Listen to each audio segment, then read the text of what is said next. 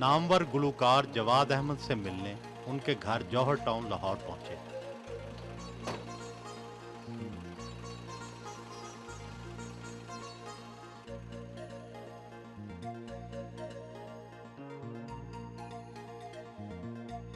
उनके सेक्रेटरी ने इस्तकबाल किया।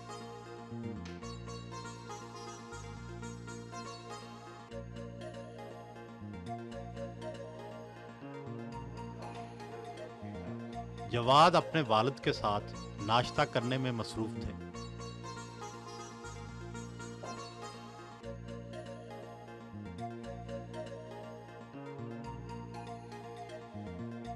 इतने सारे अंडे, फ्रूट चाट और ये जूस का गिलास, आपका नाश्ता आम लोगों से काफ़ी मुख्तलिफ लग रहा है। ये हमेशा से ऐसा नहीं था नाश्ता, ये कुछ अरसे से ऐसा हो गया है। और मैं अब कोशिश ये करता हूँ कि प्रोटीन इंटेक थोड़ा बेहतर हो। अंडे ये सारे मैंने नहीं खाने वैसे, और फिर ये फ्रूट जो है वो भी ज़रूरी है। और दही मैं हमेशा से बहुत बहुत ज़्यादा खाता हूँ, बड़ा शौक़ है मुझे, और अच्छा भी बड़ा रहता है। तो बस मेरा ख्याल है कि ये नाश्ता जो है ये शायद आजकल के हवाले से मेरे लिए एक तो जल्दी जल्दी मैं कर लेता हूँ। आम गुलूकार खट्टी चीज़ों से परहेज़ करते हैं, क्या आपको दही गुलूकारी में तकलीफ़ नहीं देता? सारी चीज़ें खाता हूँ, कोई चीज़ ऐसी नहीं है दुनिया की जो मैं ना खाता हूँ ना पीता हूँ। तो मतलब ठंडी गरम चाय हो गई, गरम से गरम, ठंडे से ठंडा जो है वो जूस हो गया, पानी मैं बहुत ही ठंडा पीता हूँ खाने के साथ, चावलों के साथ मैं पानी पी रहा होता हूँ। लोग आप कहेंगे कि ऐसा नहीं अच्छा गले के लिए, लेकिन उसकी वजह है, मेरा ख्याल है कि मैं एक्चुअली सिंगर उस तरह नहीं हूँ। जैसे कहते हैं ना कि ये पैदा ही आदमी सिंगिंग के लिए हुआ है, मुझे आज तक कभी ऐसा नहीं लगा।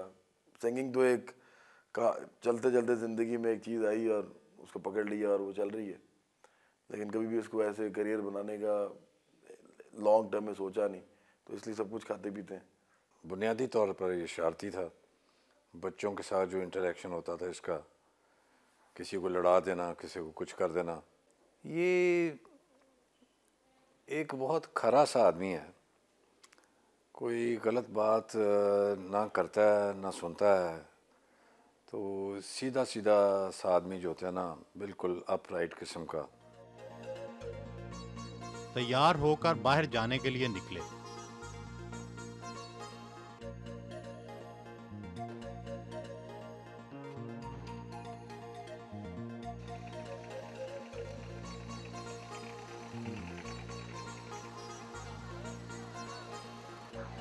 तकरीब में शिरकत के लिए स्कूल पहुंचे। असातिज़ा ने इस्तकबाल किया।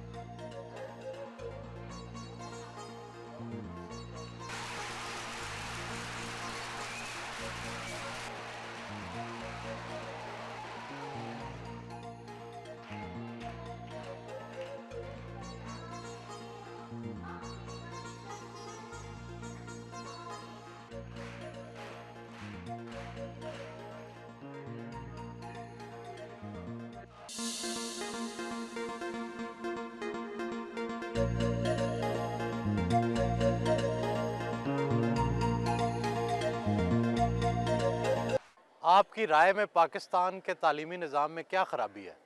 लेकिन जी सबसे बड़ी ख़राबी तो डिस्क्रिमिनेशन है, वो जो तबकाती निज़ाम को फ़रोग देती है। जो गरीब है वो गरीब रहता है इस एजुकेशन सिस्टम में, अमीर अमीर रहता है। इसके अलावा ये कि दूसरा सबसे बड़ा मसला इलिटरेसी है। आप देखेंगे जहाँ पे स्कूल्स ही नहीं है, वहाँ पे उन इलाकों में आप क्या कर सकते हैं तरक्की के लिए, तो ये बहुत बड़ा मसला है हमारा। आपके गानों को बच्चे ज़्यादा पसंद करते हैं, नौजवान या बूढ़े? अच्छा, मुझे इस बात की बड़ी खुशी है और फ़ख्र भी होता है, हालांकि ये सब अल्लाह ताला का करम है। मुझे तमाम जो है क्लासेस और तमाम सेक्शन ऑफ सोसाइटी वो प्यार करते हैं, मुझे ये लगता है, फील होता है। और उनमें फिर ये एज ग्रुप का कोई डिफरेंस नहीं है, मुझे बच्चों से लेके बूढ़े तक सब प्यार करते हैं। तकरीब ख़त्म हुई तो बच्चे ऑटोग्राफ्स के लिए टूट पड़े। आप कैसे ड्राइवर हैं, मोहतात या ख़तरनाक? मैं तो समझता हूँ कि मैं मोहतात ड्राइवर हूँ। एक ज़माने में ख़तरनाक करता था ड्राइविंग, और फिर छोड़ दी। जवाद के बचपन के स्कूल पहुंचे।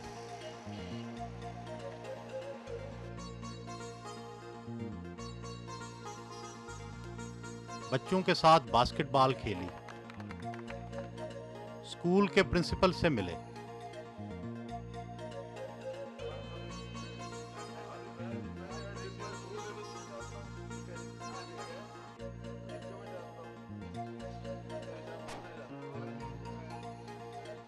बचपन के स्कूल के साथ कौन सी यादें वाबस्ता हैं? मैंने क्रिकेट खेला यहाँ स्टार्ट की, बाद में फर्स्ट क्लास क्रिकेट खेला बाद। और उसके अलावा एक और बात कि मैं स्कूल में वाहिद था सिंगर, स्कूल के सॉन्ग्स किया करता था। तो मैं उसके अलावा मैं फिर डिबेट्स करता था, डेक्लेमेशन कॉन्टेस्ट में मैं जाता था, और फिर हर क्लास में फर्स्ट भी आया मैं स्कूल में। क्या अपने अलावा भी किसी गुलकार को पसंद करते हैं? मुझे जो लोग पसंद है ना, उनमें से बहुत से लोग तो अब इस दुनिया में ही नहीं है। जैसे अमानत अली ख़ान साहब, नुसरत अली ख़ान साहब, तुफ़ैल नियाज़ी साहब, नूर जहाँ साहिबा, मेहदी साहब बता मुझे पसंद है, और वो अल्लाह ताला उनको याद रखे बहुत अरसा। वो हमारे लिए बहुत बड़ा एसेट है पाकिस्तान के लिए। फिर फ्रॉम अक्रॉस द बॉर्डर मुझे किशोर साहब बहुत पसंद हैं, किशोर कुमार, लता मंगेशकर बहुत पसंद हैं, और भी सारे वो लोग, मोहम्मद रफ़ी, सारे वो लोग जिनको मैं बचपन में इन सब लोगों को सुनता रहा हूँ। मुझे ऐसा लगता है कि जैसे बहुत सारा म्यूज़िक मेरे अंदर जो एब्जॉर्ब हो गया है, तो जब मैं म्यूज़िक खुद करता हूँ तो बहुत सारी चीज़ें जो हैं वो इकट्ठी मिल के तो कुछ नई शेप अख्तियार करती हैं। गवर्नमेंट कॉलेज यूनिवर्सिटी पहुंचे। क्या इस बात से कोई फ़र्क पड़ता है कि आपने अच्छे तालीमी इदारे से तालीम हासिल की है? देखिए जी, बात यह है कि देखना पड़ेगा कि अच्छा तालीमी इदारा कौन सा होता है। गवर्नमेंट कॉलेज लाहौर की जो अजमत है वो उसके स्ट्रक्चर में नहीं है सिर्फ, बल्कि गवर्नमेंट कॉलेज लाहौर के जो असातिज़ा थे और इसका जो माहौल था, उसी ने अल्लामा इकबाल, फैज़ अहमद फैज़, फितरत बुखारी जैसे लोग पैदा किए। आजकल मैं नहीं समझता कि गवर्नमेंट कॉलेज लाहौर भी और भी बहुत से इदारे जो इस तरह के हैं, जो कि अपने अंदर एक इतनी बड़ी हिस्ट्री रखते हैं, वो इस तरह के लोग दोबारा प्रोड्यूस कर सकेंगे जब तक कि इनका माहौल वैसा ही नहीं होगा जैसा कि इस तरह के लोगों को पैदा करने के लिए साजगार होता है। वो असातिज़ा नहीं होंगे और उस तरह की इन्वायरमेंट आप क्रिएट नहीं कर सकेंगे अगर, तो बड़ा मुश्किल हो जाएगा। क्या आपकी नज़र में अब माहौल में कोई ख़राबी आ गई है? देखिए जी, जब बहुत से क्लासेस के लोग जो हैं वो इकट्ठे पढ़ते हैं और हर जगह से पाकिस्तान से लोग आते हैं अपने टैलेंट्स लेके, अपना माहौल लेके, अपनी मिट्टी की खुशबू लेके, तो जब इकट्ठे रहते हैं तो उसके अंदर वो जो उनकी सलाहियतों को जिला जो बख्शती है वो चीज़ यही होती है कि आपके अंदर डाइवर्सिटी आती है ज़िंदगी में। आप इतनी चीज़ों को देखते हैं, इतने लोगों से मिलते हैं। ये जो मेरा ख्याल है कि आजकल जो ऑटोनॉमी का एक मसला है, बड़े बड़े इदारों को ऑटोनॉमस किया जा रहा है, उसकी वजह से जो गरीब आदमी है या वो इस इलाके का आदमी जो कि गवर्नमेंट कॉलेज लाहौर में नहीं पढ़ सकता या ऐसे इदारों में और नहीं पढ़ सकता, वो अब ये करेगा, इससे ये होगा कि इस तरह के इदारों में एक ख़ास क्लास ही पढ़ सकेगी, और शायद वो जो एक खुले जहन के साथ एक बड़ा आदमी पैदा होता है, हर चीज़ अपने इर्द गिर्द देख के एक्सपीरियंस करके, वो थोड़ा सा मुश्किल या नामुमकिन भी हो सकता है।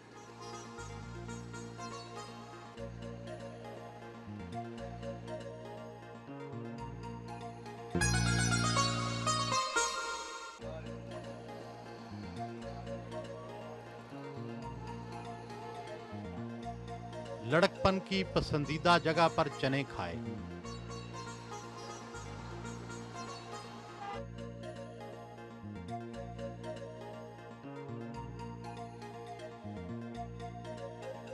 कौन सी अदाकारा अच्छी लगती है? अदाकाराएँ सारी अच्छी हैं जी, जितनी भी काम कर रही हैं सब बड़ा अच्छा काम कर रही है मेरा ख्याल है। और पुरानी अदाकाराओं में अलबत्ता एक तो मुझे बहुत ज़्यादा पसंद है, सबिया खानम साहबा बहुत अच्छी एक्ट्रेस मुझे लगती हैं। क्या नई नस्ल की कोई अदाकारा आपको पसंद नहीं है? देखिए, मैं यही कहूँगा कि वो तो सारी जितनी लड़कियाँ अभी इस वक्त काम कर रही हैं वो सारी अच्छी हैं, सभी बहुत अच्छा काम कर रही हैं, इसलिए मैं एक का नाम तो ले नहीं सकता इस वक्त। इंजीनियरिंग यूनिवर्सिटी लाहौर पहुंचे।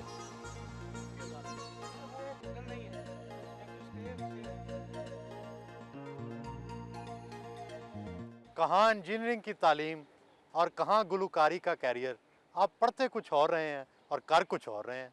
लेकिन जो इंजीनियरिंग की डिग्री जो थी वो तो इसलिए की थी क्योंकि मेरे वालिदैन प्रोफेसर थे और गैरतमंदी का तकाजा था कि मैं कोई प्रोफेशनल डिग्री ले लूँ। मेरे वालिद सभी जाते थे। तो उसके अलावा ये कि जो म्यूज़िक है वो मुझे इसी यूनिवर्सिटी से मिला है। तो उस ज़माने में तालिब इल्मी के ज़माने में मैं म्यूज़िक सोसाइटी का प्रेसिडेंट था। तो वहाँ से म्यूज़िक का शौक़ हुआ। तो जब यूनिवर्सिटी छोड़ी, डिग्री कर ली, मैकेनिकल इंजीनियर बन गया, तो फिर मुझे ख्याल आया कि अब मैं इसको प्रोफेशनली परस्यू करता हूँ, उस करियर को। आप जैसे कई इंजीनियर और डॉक्टर तालीम हासिल करने के बाद अपना प्रोफेशन बदल लेते हैं, ये तो वसाइल का सरासर ज़िया नहीं? देखिए, मैं तो यहाँ यही कहूँगा कि जो लोग इंजीनियरिंग यूनिवर्सिटी लाहौर में या किसी मेडिकल कॉलेज में डॉक्टर या इंजीनियर बनने के लिए दाखिल होते हैं, उनको तो वही काम करना चाहिए, बाद में उनको प्रैक्टिस भी करना चाहिए इस प्रोफेशन के अंदर। लेकिन जो लोग मेरे जैसे हैं, जो कि ज़िंदगी में करना कुछ और चाहते हैं, लेकिन वो मजबूरी से डिग्री करते हैं, प्रोफेशनल डिग्री लेनी होती है उन्होंने, तो वो अगर कुछ और करें तो कोई मज़ायका नहीं, मेरा ख्याल है।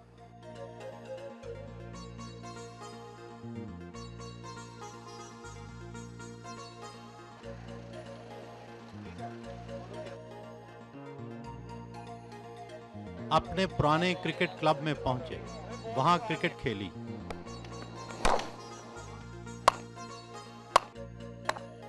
क्या क्रिकेट और गुलूकारी का आपस में कोई ताल्लुक है? कोई ताल्लुक नहीं आपस में। मेरा ख्याल है कि सिवाय इसके कोई ताल्लुक नहीं है कि दोनों एनर्जी वाले काम है। आप कब से क्रिकेट खेल रहे हैं? पहली दफ़ा जब मैंने क्रिकेट खेलना स्टार्ट की, प्रोफेशनल क्रिकेट, तो उस वक्त मैं 14-15 साल का था। और उस वक्त पहले मैं क्लब में खेलता था, सिटी जिम खाना। उसके बाद मैं मजाक ग्लेन क्लब में खेलता रहा। तो मैं अंडर 19 खेला था उस वक्त, लाहौर ब्लूज़ की तरफ से लाहौर की टीम में सिलेक्ट हुआ था। तो अंडर 19 मैंने खेली 4 साल। उसके बाद मैंने पेटेंस ट्रॉफी खेली।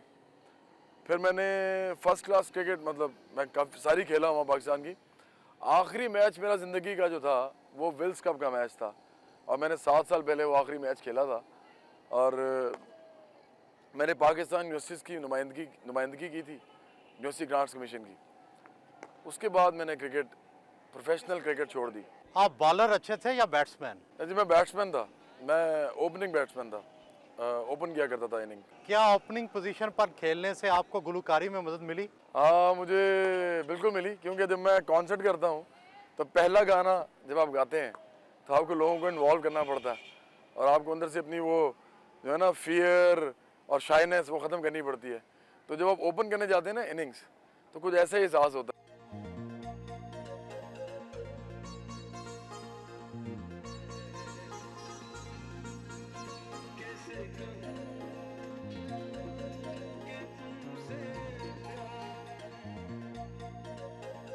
तालीम फराल के दफ्तर पहुंचे।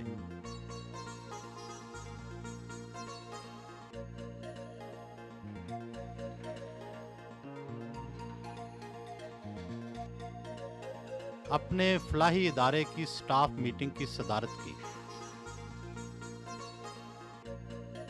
तालीम फराल है क्या, और ये दूसरे अदारों से किस तरह मुख्तलिफ है? तालीम फॉर ऑल पाकिस्तान में तालीम फैलाने के लिए ही एक बनाया गया है एक अदारा। लेकिन हम इसको जिस तरह डिस्क्राइब करते हैं ना, इसकी जो वजह बनाने की और इसका मकसद बनाने का, वो है कि हम नेशन बिल्डिंग प्रोग्राम कहते हैं इसको। और कौम को बनाने का प्रोग्राम क्या हो सकता है, उसकी मिसाल आपको अलीगढ़ यूनिवर्सिटी से मिल सकती है, या आपको उसकी मिसाल उन तमाम अदारों से मिल सकती है जिन्होंने मुल्कों के अंदर जहाँ जहाँ पे वो कायम किए गए बाकायदा नेशन बिल्डिंग के लिए वो मददगार साबित हुए या साजगार उन्होंने माहौल फराहम किया। पाकिस्तानी गुलकारों और अदाकारों में रफ़ाई अदारे बनाने की दौड़ लगी हुई है। आपके ख्याल में ये फैशन है या मिशन? मैं बाकियों के बारे में तो कुछ नहीं कह सकता, अल्लाह ताला उनको हिम्मत दे अच्छे काम करने की। लेकिन अपने बारे में मैं ये बता सकता हूँ कि मेरे दोस्त इस बात के गवाह हैं। वो दोस्त जो मेरे साथ स्कूल में पढ़ते थे, जो कॉलेज में पढ़ते थे, जो यूनिवर्सिटी में मेरे साथ रहे हैं, और जो मेरे साथ क्रिकेट खेलते रहे हैं, जिन्होंने मेरे साथ म्यूज़िक किया, वो सब जानते हैं कि मैं शुरू से ही कुछ ना कुछ करना चाहता था पाकिस्तान के लिए। तो अपने हवाले से तो मैं यही कहूँगा कि ये मेरा मिशन ही है, और मैं तो मरते दम तक इंशाअल्लाह ताला इसी मिशन के साथ ही रहूँगा। आप चंदा कैसे मांगते हैं और किस किस से मांगते हैं? हम चंदा मांगते नहीं हैं, तो किस किस से मांगने का तो सवाल ही पैदा नहीं होता। लेकिन देखिए एक बात बड़ी इंपॉर्टेंट है कि पाकिस्तान में ज़्यादातर लोग जो हैं वो गरीब हैं। अब गरीब लोगों से तो हम चंदा मांगने से रहे, और इसीलिए हम कोई ऐसी बात नहीं करते, हम बल्कि चाहते हैं कि हम उनकी मदद करें। तो वो जो तबकात हैं जो गरीबों के लिए कुछ करना चाहते हैं, वो अगर हमारे साथ चलना चाहें तो हमें बड़ी खुशी होगी। अभी तक तो हमने जो भी काम किया है अपने रिसोर्सेज के साथ किया है, हमने किसी से कुछ नहीं मांगा, और हमने काम करके भी दिखाया है। हमने पहले 10 स्कूल जो चुनिया में खोले हैं, हमने किसी से पैसे नहीं लिए उसके लिए।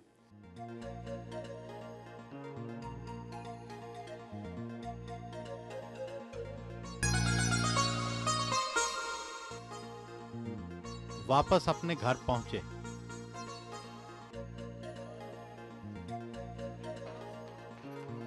कार से उतरते ही भतीजी उनसे लिपट गई।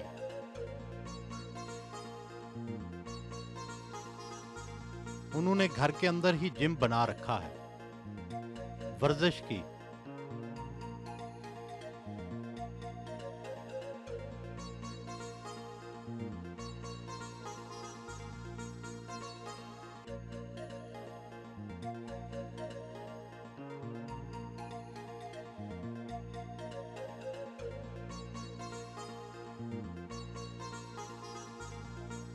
अहले खाना के साथ जरूर वक्त गुजारते हैं।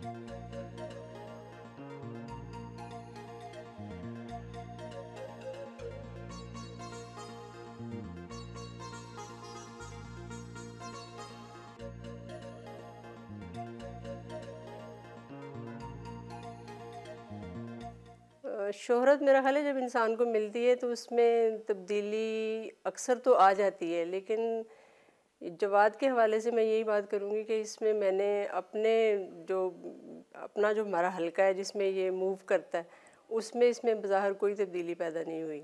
फजूल खर्ची आप दूसरों के हवाले से पूछ रहे हैं, ये अपने ऊपर बिल्कुल नहीं ये पैसे खर्च करता मतलब बहुत ही एहतियात से, और जितने पैसे इसको चाहिए ज़रूरी बस वही खर्च करता है, उसके अलावा कभी नहीं इसने पैसे का लालच इसके अंदर अभी तक कोई पैदा नहीं हुआ। ये अल्लाह का बहुत शुक्र है और एहसान है उसका।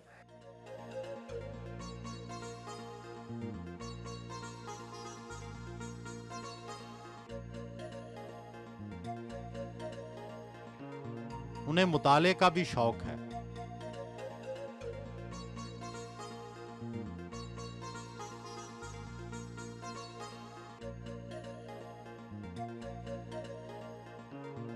आप हर वक्त तावीज़ पहने रखते हैं, क्या आप तावीज़ गंढों पर यकीन रखते हैं? ये आपने कब देखा ये तावीज़? असल में ये जो है ना, इसमें इसके अंदर सिर्फ लिखा हुआ है अल्लाह अकबर, और ये मैंने खुद लिखा हुआ है।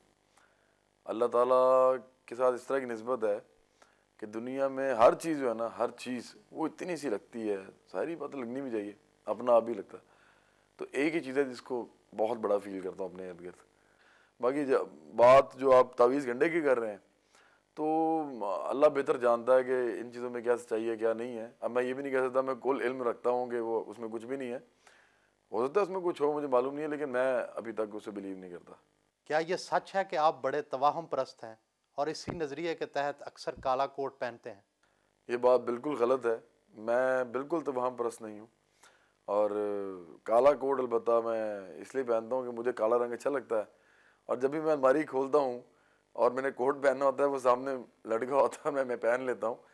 ये है तो आपको अजीब सी बात लगेगी, लेकिन सच यही है। आपकी गुलकारी में मोहब्बत की गहराई और दुख नज़र आता है, क्या कहीं नौउम्री में कोई मोहब्बत तो नाकाम नहीं हुई? बिल्कुल ऐसा नहीं हुआ। मेरा ख्याल है कि कोई भी आदमी जिसने अल्लामा इकबाल को, मिर्ज़ा गालिब को, फैज़ अहमद फैज़ को, साहिल लुधियानवी को, और बहुत से और लोग जैसे इब्ने इंशा को, नाम मैं बहुत से भूल जाऊंगा इस वक्त, उनको पढ़ा हो ना, तो उसके जहन में इमेजिनरी चीज़ें जो हैं वो मौजूद रहती हैं। तो जब मैं शायरी करता हूँ तो जिस तरह की भी मैं थोड़ी बहुत कर लेता हूँ, क्योंकि मैं अपने गाने खुद लिखता हूँ, आपको शायद ये बात पता है, तो उसमें शायद वो चीज़ आ जाती है, एक रोमांटिसिज्म आ जाता है। क्या आपने कभी इश्क किया है? मैंने इश्क किया है जी। हर अच्छी चीज़ जो होती है उसके साथ आपको मोहब्बत होती है, और मुझे बहुत से लोगों से मोहब्बत है, मुझे बहुत से रिश्तों से मोहब्बत है, मुझे अपने माँ बाप से, बहन भाइयों से, और बहुत से लोग मेरे इर्द गिर्द जो मेरे दोस्त बहुत ज़्यादा मोहब्बत है, और जब मैं मोहब्बत करता हूँ मैं काफ़ी इंटेंसिटी के साथ करता हूँ। दुनिया में सबसे ज़्यादा खूबसूरत औरत कब और कहाँ देखी? अगर तो आप ये पूछना चाहते हैं मुझसे कि हुस्न कहाँ पे ज़्यादा है, तो ऐसी कोई बात नहीं है मेरा ख्याल है। चाहे काला रंग हो, चाहे गोरा रंग हो, और चाहे जो मर्जी नस्ल हो, दुनिया में हर जगह पे आपको हसीन लोग मिलते हैं, चाहे मर्द हो चाहे औरत हो। तो मैं कोई ख़ास जगह का किसी का नाम नहीं ले सकता या ख़ास नस्ल का नहीं ले सकता। क्या ये सच है कि शोहरत मिलने के बाद आपका कोई दोस्त नहीं रहता? मेरा तो ख्याल है कि सिर्फ शोहरत नहीं, अगर कोई आदमी अंदर से छोटा आदमी है ना, और वो चीज़ों को बहुत छोटा छोटा करके देखता है, तो उसको चाहे पैसा मिल जाए, चाहे शोहरत मिल जाए, चाहे कामयाबी मिल जाए, उसका तीनों सूरतों में एक ही रद्द-ए-अमल होगा, रवैया होगा कि वो जी लोगों के साथ प्यार करना कम कर देगा, क्योंकि उसको जो चाहिए था उसको ज़िंदगी में मिल गया। लेकिन जो लोग इंसानों के साथ रहना चाहते हैं, इंसानों के साथ प्यार करते हैं, इंसानों के साथ मिल के बांट के खाना चाहते हैं, तो उन लोगों को मेरा नहीं ख्याल कि कामयाबी कोई उनके अंदर मसला डालती है या उनको कोई फ़र्क उनके अंदर कोई नुमायाँ होता है। सियासत में कौन पसंद है? जो मैंने तारीख़ पढ़ी है उसके हवाले से तो सियासत में एक ही नाम मुझे पसंद है, हज़रत मोहम्मद सल्लल्लाहु अलैहि वसल्लम। और उनके आसपास तो कोई भी मैंने देखा ही नहीं आदमी ज़िंदगी में। सुरीली आवाज़ नेमत खुदाबंदी है या मेहनत से भी अच्छा गुलकार बना जा सकता है? सुर जो है वो मेहनत से सिर्फ पॉलिश हो सकता है कि म्यूजिशियन हम बन सकते हैं, कोई भी बन सकता है, लेकिन इसके लिए ख़ास फॉर्मेशन की ज़रूरत होती है वोकल कॉर्ड्स की, जो कि साइंस ने अगर इतनी तरक्की कर ली कि कोई सर्जरी से उस तरह की फॉर्मेशन करवा ले तो वो भी गा सकेगा, लेकिन ये ख़ास रेजोनेंस प्रोड्यूस करती हैं ये आपकी वोकल कॉर्ड्स, और मेरा ख्याल है कि ये अल्लाह ताला की तरफ से ही होती है ये ख़ास, तो फिर आप गा सकते हैं। आर्टिस्ट आम तौर पर बड़े मूडी होते हैं, आपको कितना गुस्सा आता है? गुस्सा पहले तो बहुत ज़्यादा आता था, अब थोड़ा कम हो गया है। अब कोशिश करता हूँ कि गुस्सा जो है वो पी जाऊँ, और बड़ा फ़ायदा होता है उसका। अंदर आग सी लगती है पहले, और उसके बाद वो जब ठंडी होती है तो सुकून बड़ा आता है। क्या शादी करवाने से आर्टिस्ट की शोहरत में कमी आ जाती है, और क्या इसी वजह से आप शादी नहीं करवा रहे? शादी के बारे में यह है कि अल्लाह ताला के ऊपर छोड़ा हुआ है, मतलब अगर कभी ऐसा मौके बने, हालात बने तो ज़रूर करूँगा। शादी के अगेंस्ट मैं बिल्कुल नहीं हूँ, बहुत ही आला चीज़ है। शोहरत में कमी मेरा नहीं ख्याल, अगर मैं देखता हूँ सब कॉन्टिनेंट में उन लोगों को जो शादीशुदा हैं, शोबे से मुंसलिक हैं, तो मेरा नहीं ख्याल कि उनको शादी ने कोई इतना फ़र्क डाला है, बल्कि कई ऐसे सुपर स्टार्स हैं जो कि शादीशुदा हैं और पहले दिन से शादीशुदा हैं जब वो इस फील्ड में आए थे।